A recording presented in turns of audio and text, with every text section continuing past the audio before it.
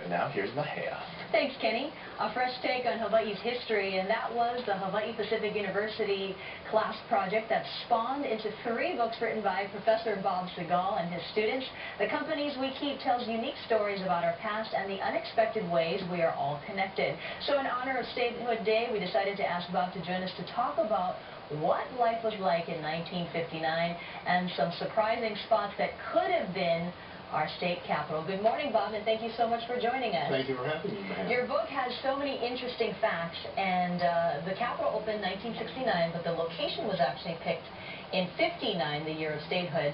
And we're learning now that one of the locations could have been on Windward, Oahu? Yes, Harold Kainalulong Castle offered the site that is now HPU's Windward campus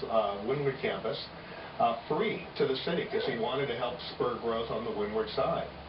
So he offered the campus, but it was 20 miles from downtown, and so the committee decided they wanted something closer to town. Wow, I can't even imagine. There were several locations, and you've got some aerial views of the area where the Capitol is. And so what was it like, the Capitol spot on Veritania Street? It was filled with buildings. We're looking at Aala Park. That was one of the places that was considered. Also, the Ala Wai Golf Course is always one of the places they considered. But there used to be a Shell station on the corner. Here's the Windward campus of HPU. They looked at 20 sites, including Hilo and Lahaina, because the Speaker of the House and the Senate President were from there. I can't imagine the lawmakers jumping on a plane to go to their meetings. Well, you know, some states do that, like Albany in New York is far from the population center of Manhattan.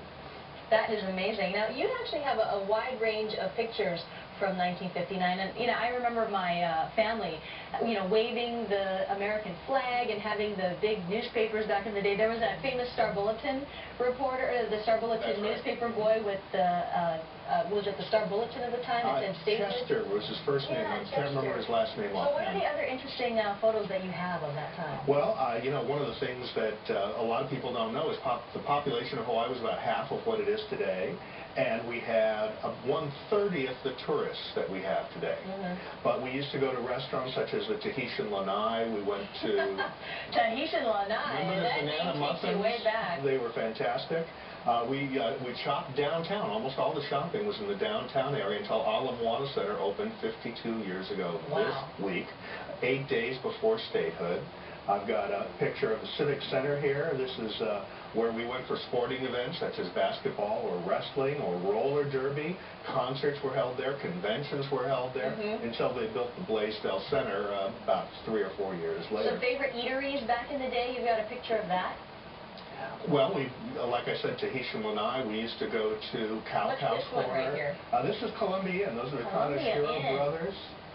And that was at the top of the boulevard. They originally started in the Chinatown area where the Chinatown Plaza is.